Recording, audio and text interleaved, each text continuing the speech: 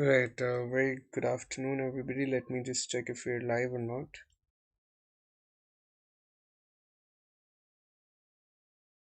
Just give me a moment as I confirm if we're live.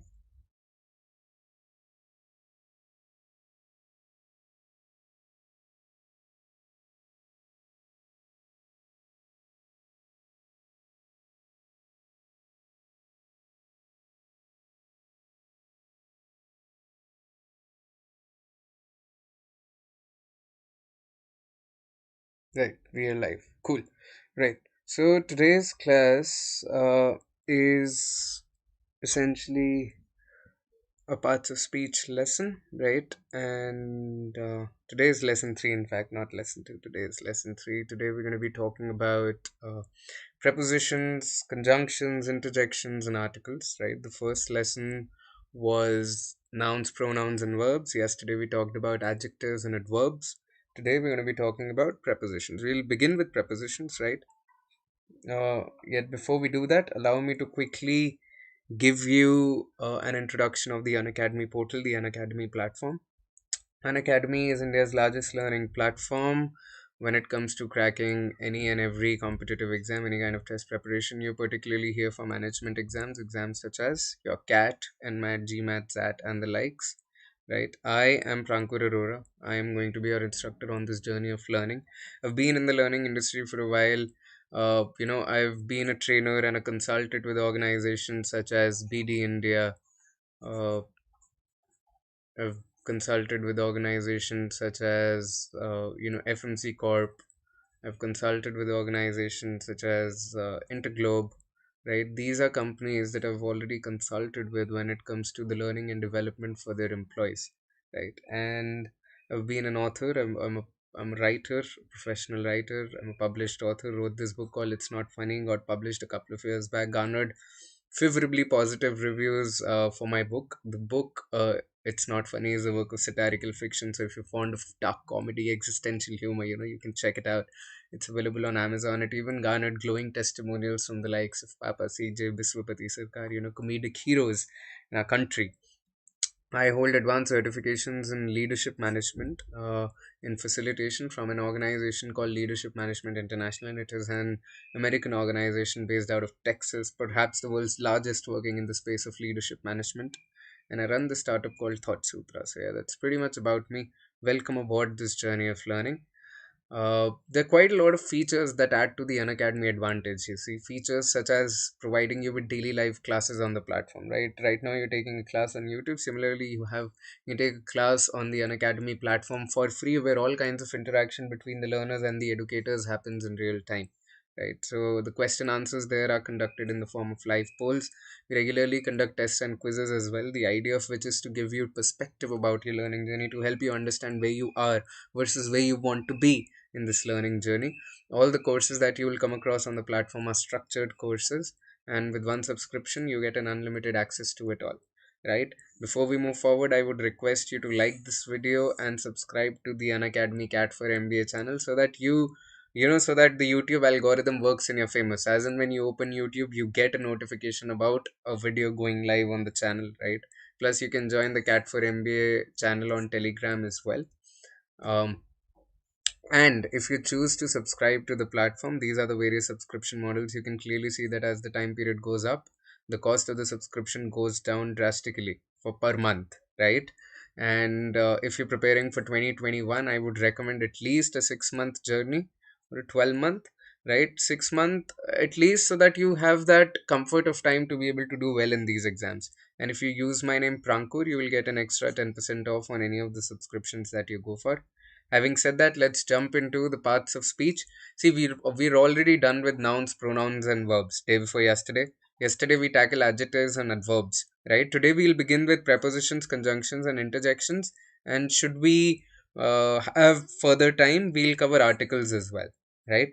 So when it comes to prepositions, right, you can clearly see the very first sentence. It says that these prepositions, they used to indicate the position, right? So prepositions, simply put, they indicate the position of a word or a thing or a part of sentence in terms of space, in terms of time. For example, when I talk of in terms of space, you'd have heard of prepositions such as behind, right? Prepositions such as ahead, right? When I talk about time, you'd have heard of prepositions such as before, right? Or for that matter, after. Yeah, you'd have heard of these prepositions, yes. And then we have prepositions of place as well. For example, under, right? You've got under as a preposition, you've got over, right? So these are prepositions that essentially indicate position of something.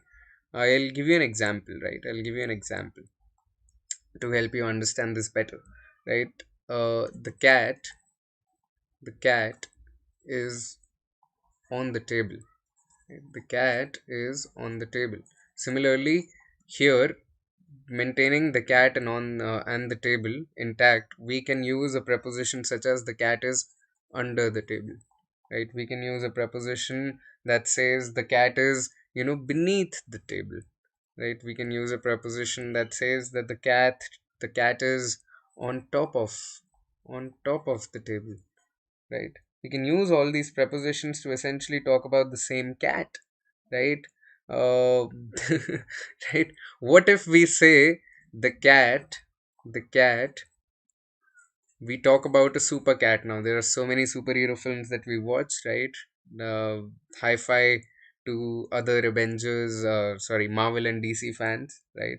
The cat flew through the table, or rather, not the table, through the window, right? The cat flew through the window, right? We could even structure a sentence that says the cat, right? We could talk about jovial cats.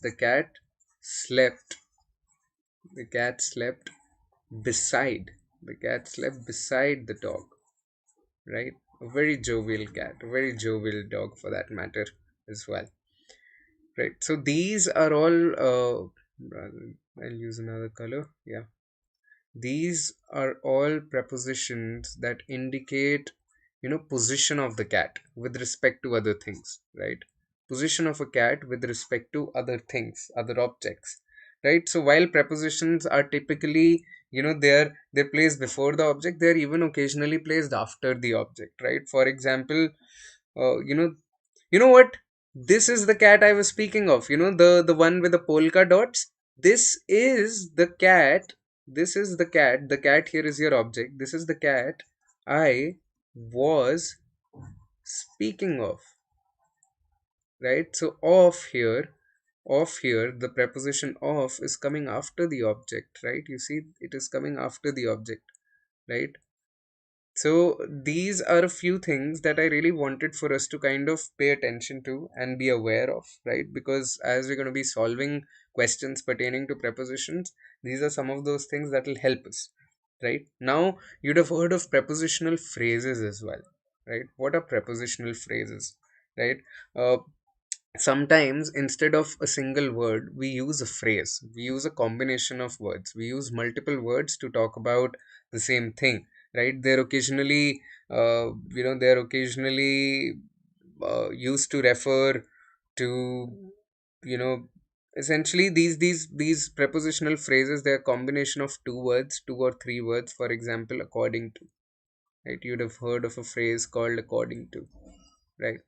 According to is a phrase that you would have heard of. With regard to, right? With regard to what he was saying, I want to assert, right? So this is an example of the usage of the phrase with regard to, right? With regard to. Or you would have heard of a phrase that goes something like along with. The professor, along with the students, rejoiced after the results of the exam, right? So the professor, along with the student, X along with Y. You'd have heard of, together with. That is also a prepositional phrase. So essentially, all additive phrases,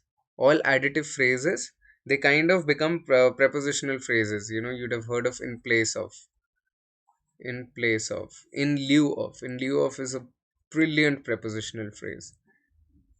In lieu of, right? Then there are phrases such as in addition to. My sister, in addition to her friends, came to the party. Yeah, by means of is another prepositional phrase that you would have heard of, right? So these are a few examples of prepositional phrases where they used as combination of words instead of a single word, right? uh, so that's another thing that I really wanted us to be aware of. Now I'm going to be talking about a few rules, right? A few rules in reference to prepositions, right? Few rules such as, in versus at. In versus at. When do we use in and when do we use at? This is a really important rule that is kind of tested quite often, right? So we can use in or at with the names of places, right? With the names of places. So we use in when we are referring to a place as an area. For example, uh, I live in I live in Gurgaon, right? I don't say I live at Gurgaon. I say I live in Gurgaon.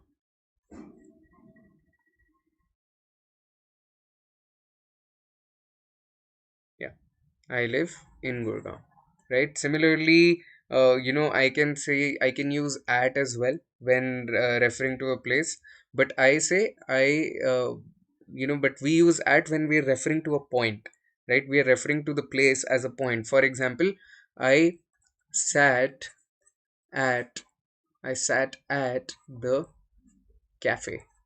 I sat at the cafe for an hour. For an hour. I sat at the cafe for an hour. Right? So that is an example of in versus at. The dichotomy is very important. I also can use in when I say something like, um, when I say I live in sector 46. I live in.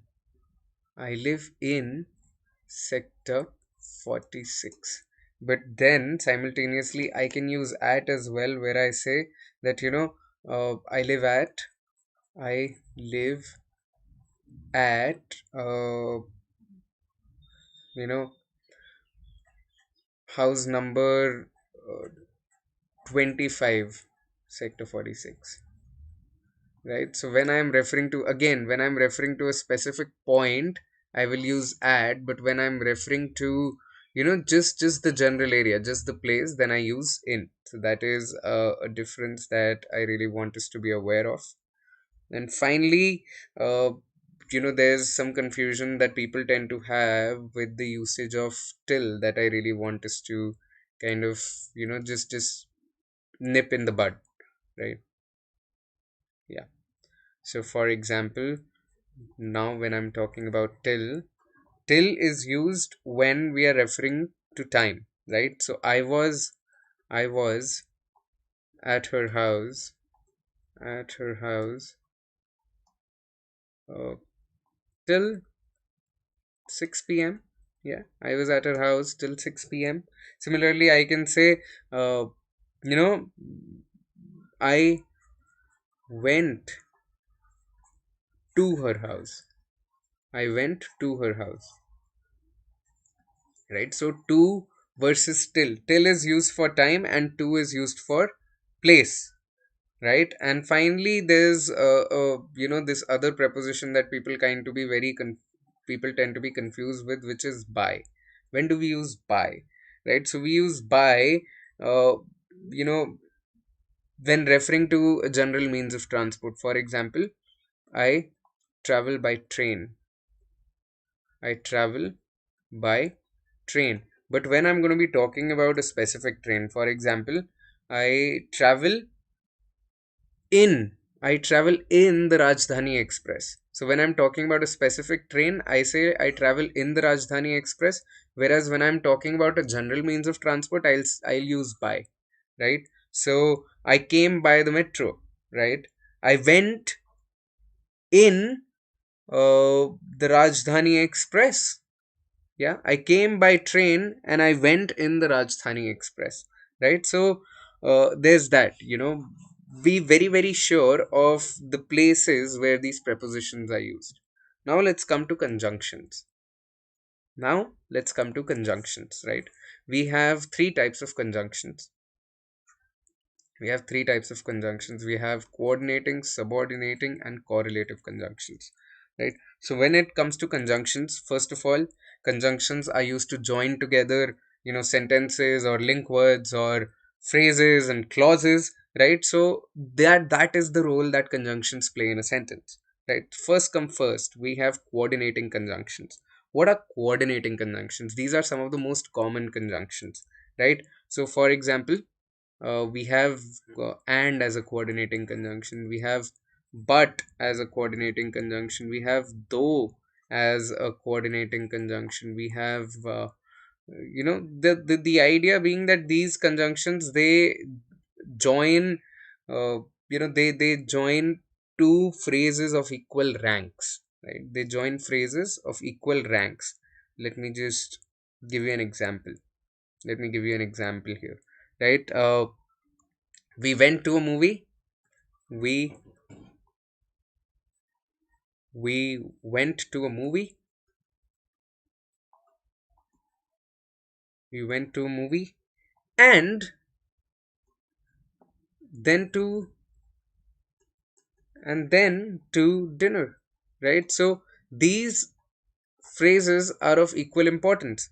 To a movie and to dinner, they are of equal importance. They hold equal rank. So coordinating conjunctions are used when you are talking about two phrases or two clauses that have an equal rank, right? So for example, it is not hot but it is very humid, right? Not hot but very humid, right? So they are of equal importance. Similarly, I can even use either or for equal importance. For example, either uh, marry me either marry me or perhaps forget me. Don't keep me hanging, you. Right? So either marry me or forget me, right? So they are of equal importance. They hold an equal rank, right? So that's the case with coordinating conjunctions. Now let's come to subordinating conjunctions, right? What are subordinating conjunctions? Conjunctions that join two statements where one is dependent on the other. That is a subordinating conjunction. So for example, uh, I went home. I went home after my class. Right. So this is a subordinating conjunction because here one is dependent on another. Right. So they are not independent. One is dependent on another. Right. That is when we use subordinating conjunctions. For example, I can also say I feel very sleepy. I feel very sleepy I feel very sleepy because, right now, I am establishing a cause effect relationship because uh, I ate too much. I ate too much. Right. So here there is a cause effect relationship that I've established. So whenever there's a cause effect relationship in a sentence, whenever there's a reason for something to happen in a sentence, you can be sure that the parts of the sentence, they are conducted by subordinating conjunctions. Right. So there's that. And finally, we have correlative conjunctions, right? We have correlative conjunctions. For example, uh, not only but also, right? That is the most common correlative. Not only x but also y, right? Not only x but also y. This is a very important correlative, quite often tested when it comes to your exams. uh, the earthquake, I'll give you an example, right? The earthquake, not only not only ruined the building. The earthquake not only ruined the building but also left many homeless, right? So this is a correlative, right? Then there's the correlative of, whether or, right? Whether you have a headache or a toothache, you have to study. Whether you have a headache, right? I'll perhaps write it down. Whether you have a headache, whether you have a headache or a toothache, dot dot dot dot dot, you have to study, right? So the idea is that conjunctions, again I'll repeat, they're used to join together sentences or phrases or clauses. There are three types: coordinating, subordinating, and correlative. Coordinating are the ones that join together two phrases or clauses that have an equal rank. Subordinating join together two where one is dependent on another. I went home after my class. Now, a very important thing about subordinating conjunctions, my friends, is that they're typically used for cause effect relationships, or typically used to reflect time, right? Or a result. One thing is the result of another thing, right? So there is that, dependent relationship that you establish, right? For example, I went home after my dinner. So after here is your subordinating conjunction, right? One thing is dependent on another thing. And finally, you have correlative conjunctions. Yeah. uh you know there are other conjunctions. Before we move on to interjections, I want to establish that as well. There are other conjunctions that talk about time. Hi Sneha, very good afternoon. So Sneha, we talked about prepositions and we talked about conjunctions, right? So that's been the drill for the day thus far, right? There are other conjunctions, Sneha, that you would have heard of, right? You would have heard of until, you would have heard of since, right? You would have perhaps heard of as soon as, right? So these are all conjunctions of time. They all reflect time. I will start my homework as soon as the TV program is over, right? So that is a conjunction that is reflecting time. You have changed since I last saw you. How many times do our relatives tell us that, what, your face has changed since I last saw you, right? So again, this is reflecting time. Yeah. There are conjunctions such as unless, right? Unless expresses what? Unless expresses a condition, a conditionality. I will, I don't mind going on a road trip unless you come, or I won't go on the road trip unless you come, right? So, unless is used to reflect conditionality. You're establishing a condition, right? So, that is what unless is used for, right? So we're done with conjunctions now, and finally I would like for us to kind of zero in on interjections, right? What are interjections? Oh holy mother of god, oh holy god, right? You'd have heard people say that in a lot of American shows, right? Rats, you did that, right? You'd have heard people say that. Or ouch, that hurt, right? You'd have heard people say this. Ouch, that hurt. Or, oh no, I forgot that. Right? So essentially, what am I trying to hint at? What am I trying to hint at? What I'm trying to hint at is that, interjections are essentially words. Interjections are essentially words such as, oh holy god, rats, ouch, oh no. These are words that are added to a sentence to convey emotions, right? They're not grammatically related to a sentence, they're just added in order to convey emotions, right? So you usually follow an interjection with an exclamation mark. As you see, have done that as well, right? So these emotions, they are inserted to a sentence, but they don't really grammatically modify a sentence, right? So let's solve some questions now pertaining to prepositions, conjunctions, and interjections. I will dash this with my board of directors and get back to you. I will dash this with my board of directors and get back to you.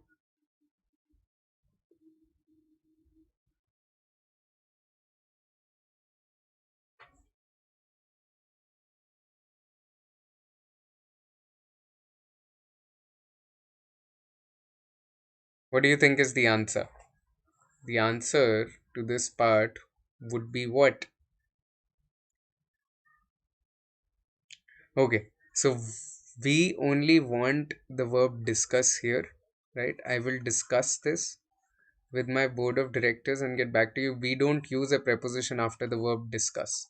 We don't say discuss about this or discuss with this or discuss on this. We'll just say, I will discuss this with my board of directors and get back to you. All right, let's look at the next question. Here, I've broken down the sentence into 4 parts, right? And you have to identify the part that contains an error. So, identify the part that contains an error.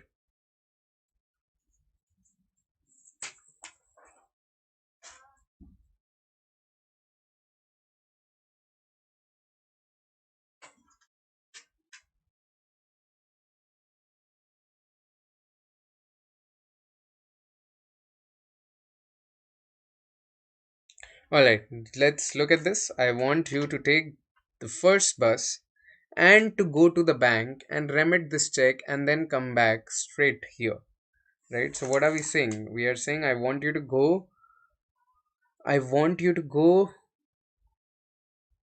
I want you to take the first bus and to go to the bank and remit this check and then come back straight here. So we are using and to basically join quite a lot of clauses. All of them seem to have equal ranks, right? So therefore we don't need a subordinating conjunction. We are quite happy with and as our conjunction.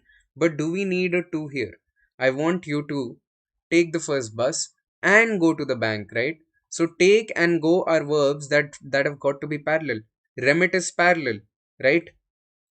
Come is parallel. So these are all first form of the verbs. So we don't need to repeat this preposition here because we already have a preposition that applies to all the verbs. This too applies to take, it applies to go, it applies to remit, and it applies to come. So we don't have to repeat a to here, right? So the correct phrase should be, I want you to take the first bus and go to the bank. This too is unnecessary. So second part is the one that contains the error in this particular sentence. Let's look at the next one.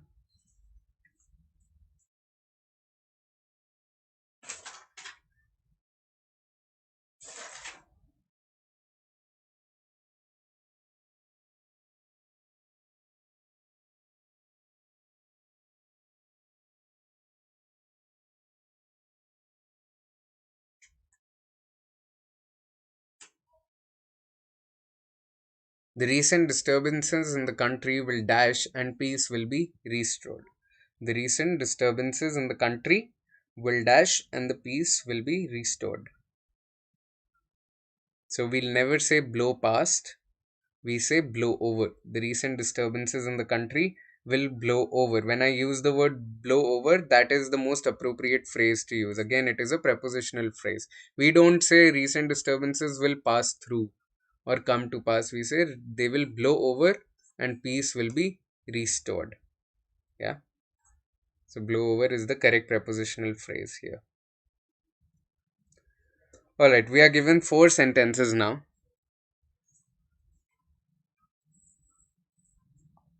We have to choose the one that is structured in the correct manner.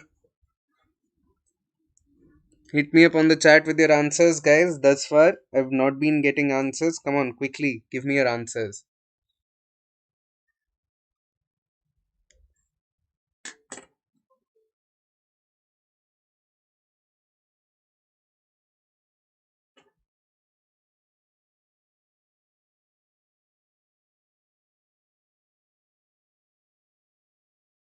The fact that Raghu was a good student, he had many offers for good jobs. So we know for a fact there are 2 clauses here. The fact that Raghu was a good student, he had many offers for good jobs. The conjunction, an appropriate conjunction is missing here. Where is the conjunction? Right? So we eliminate option 1. Yes? Right? Look at the second one. The fact that Raghu was a good student resulted in his having many offers for good jobs. Right? So here we are using, see, the fact should always be accompanied by that. Right? So fact should always be accompanied by that. The term fact is followed by that. So we rule out option 3 altogether. Fact ke baad that aana chahiye, that which is missing. So we rule out option 3. Now we're left with options 2 and 4. The fact that Raghu was a good student resulted in him having many good offers, or resulted in his having many offers. Which one do you think is the correct one?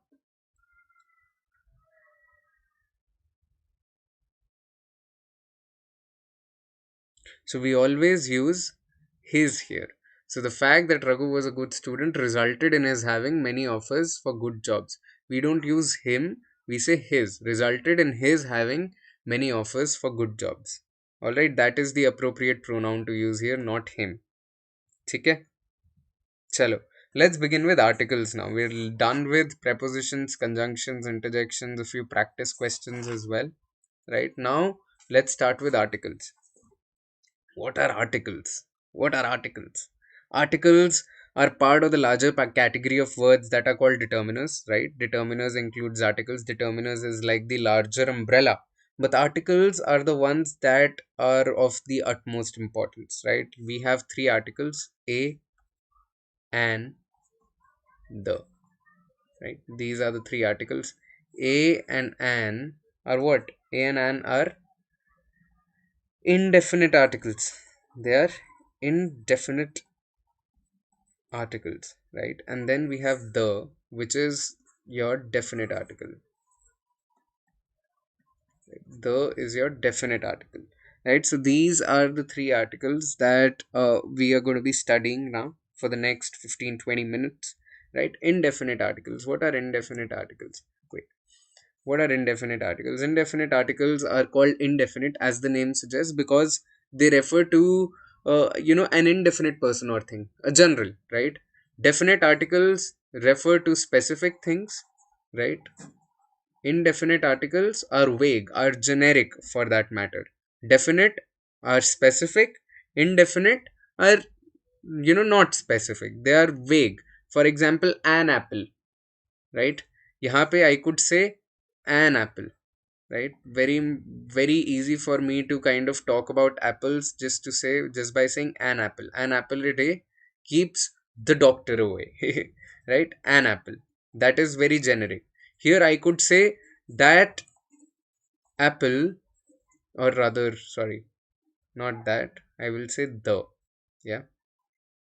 I can see apple right in front of me. That is why I'm talking about apples here. Yeah. The apple, the apple with red spots.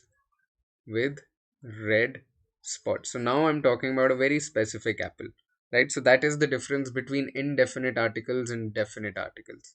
Indefinite are generic, they're vague. Definite are specific, right?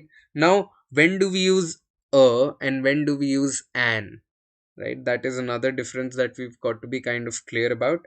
So the choice is determined by the sound of the word following the article, right? When the word following the article begins with a vowel sound, then we use an, right? An apple, right? An egg, right? An umbrella, an umbrella, right? Very, very simple. An ice cream, an armor, an elephant, right? An octopus, right? So these are all beginning with a vowel sound, and hence they start with an. Similarly, we have a table, a generic table, right? A card, right? So these are all your articles, right?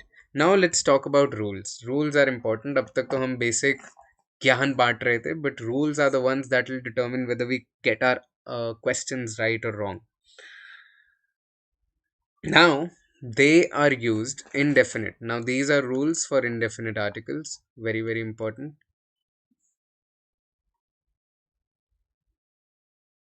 Just give me a moment. Yeah,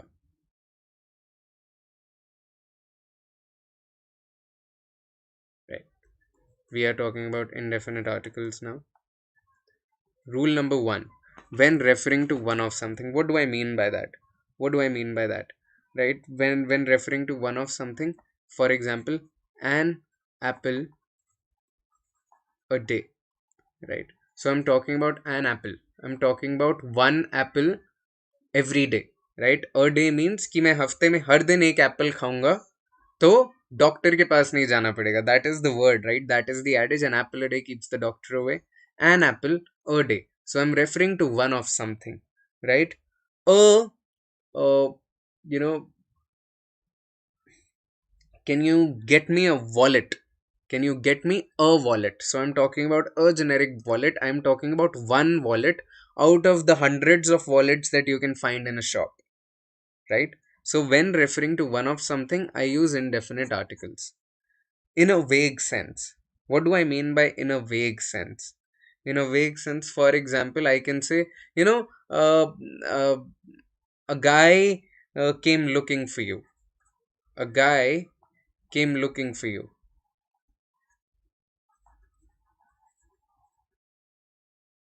I know it was a guy, that much I know. ठीक है, मैंने gender पहचान लिया था, but I vaguely remember the guy. I don't know नाम क्या था. I don't know what colour clothes he और he was wearing. So I will say a guy came looking for you because I want to talk about it in a very vague sense. I don't remember the specifics, right? A guy called Rohan called you, right? When you were in the washroom, a guy called Rohan called you. A guy named Rohan called you, right? So again, I'm talking in a very vague sense because I don't know Rohan. It was bloody your phone that was getting a call, right? I don't know Rohan, right? So I'm talking about it in a very vague sense. Yes. Next up, we have the usage of indefinite articles when I want to single out a representative of a group. What do I mean by that?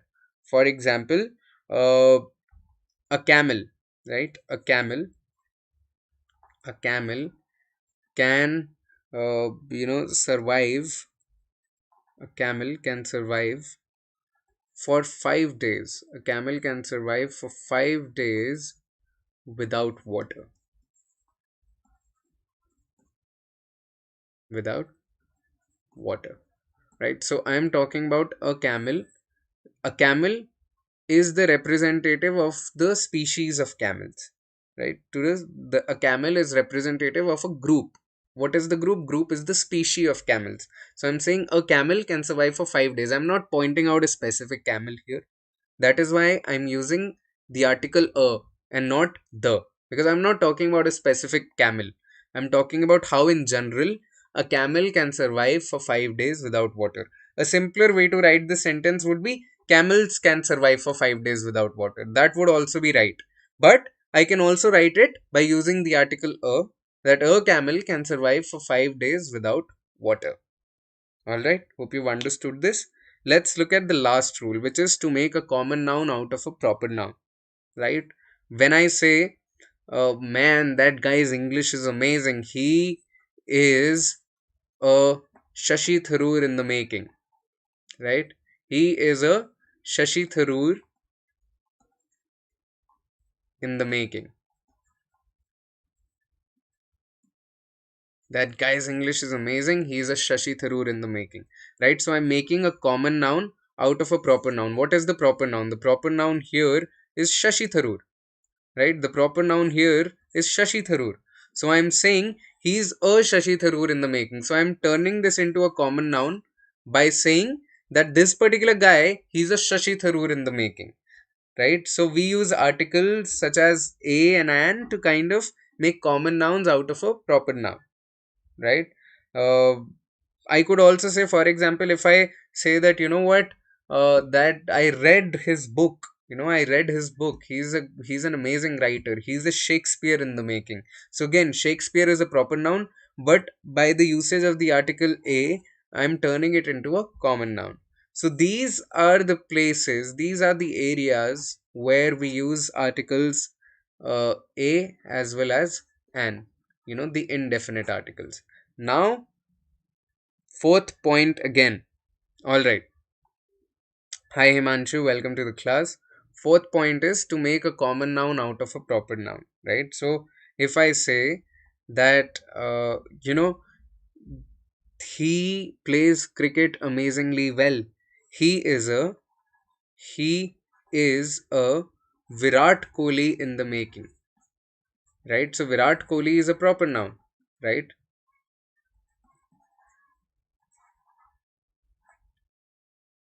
He is an amazing batsman. He is a Virat Kohli in the making. So I'm turning Virat Kohli, which is a proper noun, into a common noun by inserting an article a, right? So whenever we want to express, whenever we want to, refer to greats, right? Whenever we want to refer to greats and we want to compliment somebody, that is when we use the article a, right? He is a Virat Kohli in the making. Why? Just because I think that he is a good batsman, right? Similarly, if somebody has good English, I could say he is a Shashi Tharoor in the making. So I'm inserting the article a before the proper noun and turning it into a common noun. What is a common noun? Common noun is a general term, right? Common noun is, I could call all great authors, I could call all people who are good at English, in the category of Shashi Tharoor. I could put them in the category of Shashi Tharoor. That is what I'm saying. I'm turning it into a category. Instead of the name of a person, I'm turning it into a category that everybody who is good at English, I could say they are Shashi Tharoors in the making. Yeah. He is a Virat Kohli in the making. So I've turned Virat Kohli into a category instead of a proper noun, is what I'm trying to get at. So you can use articles a and an to make common nouns out of proper nouns. Hope you've understood this, Himanshu.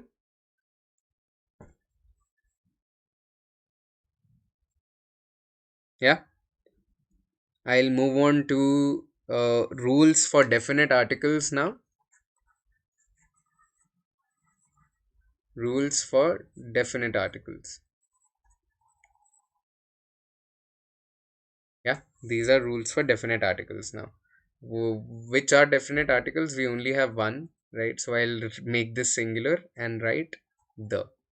The is your definite article, right?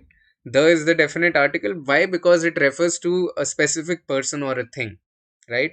When referring to a specific person or a thing, I I went to the park. I went to the park opposite opposite my society. I went to the park opposite my society, right? What am I saying? I'm saying I went to the park opposite my society. So I'm referring to a very specific person or a thing. What is the thing? The thing is the park that is opposite my society, right? I could say I went to the Pizza Hut down my lane, right? Uh, the teacher scolds a lot.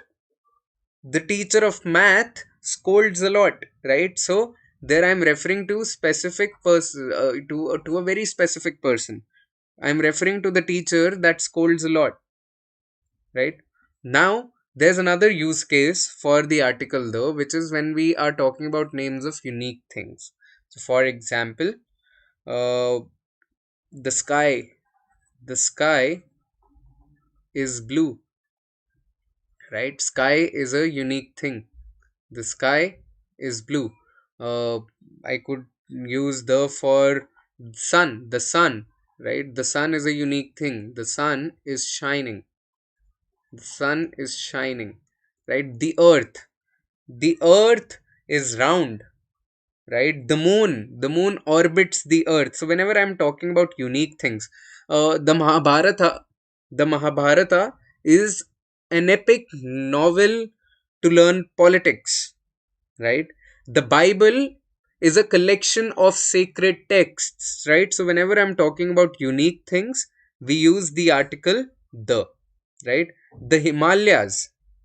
The Himalayas are spread across 5 friggin' countries, right? So again, I'm talking about a unique thing. I'm talking about a mountain range. I'm not talking about an individual mountain. I'm talking about the entire mountain range. So I'm using the article the, right? And then the another use case for this is when I insert the before superlatives. What are superlatives? We studied adjectives yesterday, right? So the tastiest chocolate, right? Tastiest is your superlative. The tastiest chocolate. Yeah. Then we have another Christopher Nolan, right? Christopher Nolan is article the used to respect something. Give me an example, Sneha. Give me an example. Christopher Nolan is the best director. The best director. Right? So again, best here is the superlative.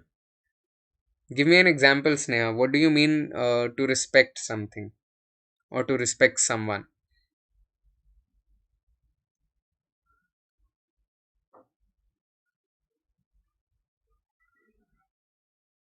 Before a proper noun that's qualified by an adjective. Now, for example, what do I mean by a proper noun that's qualified by an adjective? Let's take the case of, I hope everybody here has seen Sherlock, right? So we know who Benedict Cumberbatch is, right? Benedict Cumberbatch is a proper noun. Benedict Cumberbatch, right? And I'm talking about Sherlock the show, Cumberbatch, right?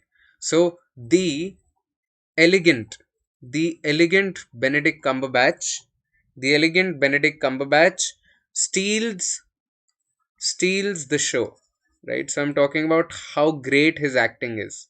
Steals the show.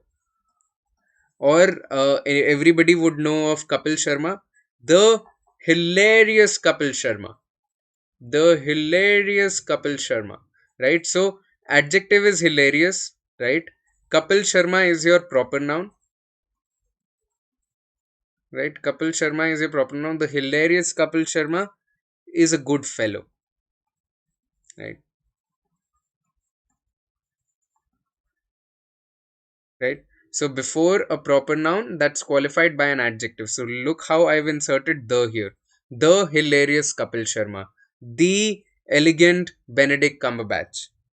Position capital. Okay, so do we use do we ever say the New Delhi? We don't, right? We say New Delhi. We don't say the New Delhi. Yeah.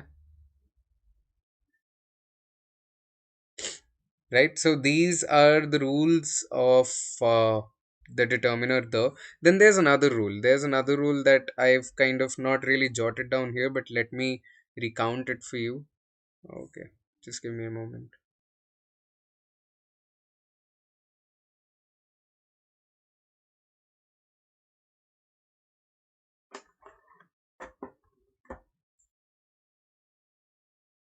Right, so let me write down another rule here for you.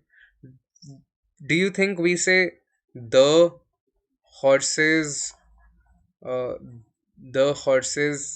eat grass, or we say horses eat grass?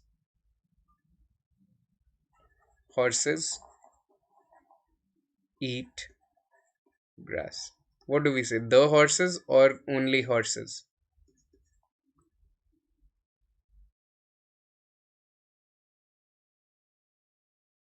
Here we are talking about horses in general, right? We're not talking about a particular horse. So we always say horses eat grass, right? So before plural countable nouns, we never insert an article, right? We never insert an article before plural countable nouns, right?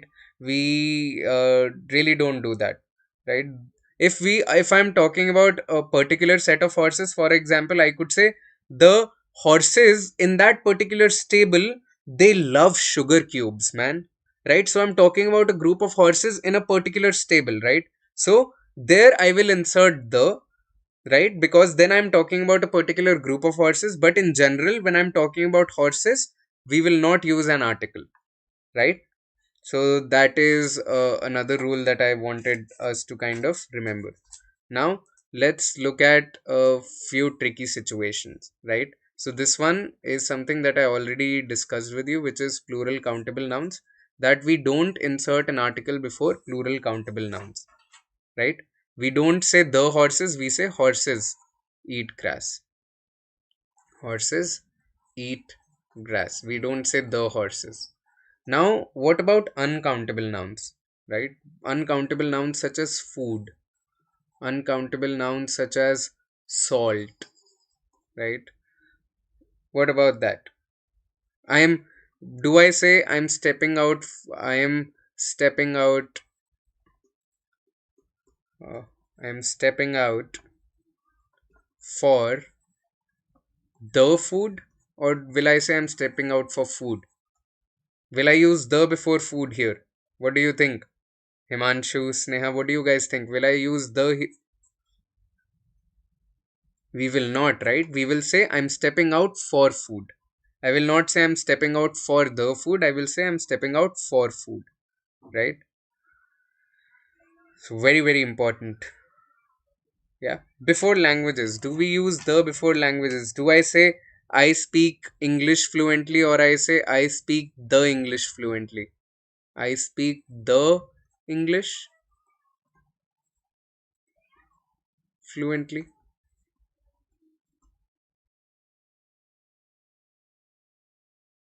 Will I say I speak the English fluently? Not really, right? Not really. I will say I speak English fluently, right? We will not say I speak the English. I will say I speak English fluently. Yeah. Another thing, before names of relations, we never use, the before father, mother, brother, sister,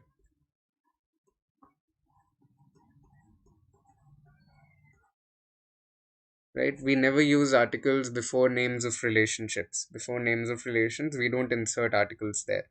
And finally, I wanted to talk about repetition of the article, right? So, for example, the founder and CEO. Himanshu says Hindi fluently. Right, exactly. I speak Hindi fluently. But if I were to talk about, I could say uh, I speak Hindi fluently, or I can speak the Hindi language, right? Then I'm talking about a specific language, right? But here, when I talk about language in a general sense, I will not really insert an article. But if I say the Hindi language, then I can insert the, right? So that is another use case that you kind of have to kind account for. Now look at this example. The founder and CEO called me, right? And then there is this other sentence which says the founder and the CEO. The founder and the CEO called me. What is the difference between these two sentences? Can anybody tell me that? Right, there are two sentences that I've kind of listed down here. The founder and CEO called me, and the second one is the founder and the CEO called me. What is the difference between these two sentences?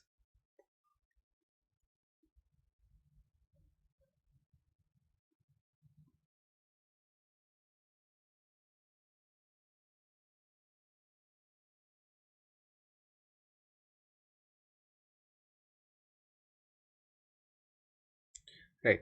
So I'll mark this sentence number one and I'll mark this sentence number two. Right. In sentence number one, we are talking about one person. Right. In sentence number one, we're talking about one person. The same person is the founder as well as the CEO. But in the second sentence, we are talking about two people. Right? I'm talking about two persons. I'm talking about two people, the founder and the CEO. Right? So the founder and the CEO, they are two different people.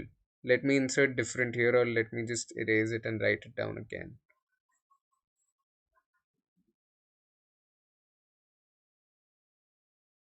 Right? Different, two different people in the case of the second sentence. In first sentence, the founder and CEO, I am inserting the before the two adjectives, right? I'm inserting the before the two क्या कहते हैं, connected nouns, right? Sorry, not adjectives but nouns. Founder and CEO are common nouns. I am inserting the before the two nouns, right? So this is one person. But in the second sentence, where I say the founder and the CEO called me, here I am inserting the before every noun, right? So here I'm talking about two different people, right? So the specifics become very, very specific. In the case of the first sentence, I am talking about one specific person. In the case of second sentence, I'm talking about two different individuals. One is the founder and the other is the CEO. In sentence number one, the same person is the founder as well as the CEO. Right? So that is the scenario. Right? I hope you've understood this. let's solve a question now, right? So I have divided the sentence into four parts here, right? You have to point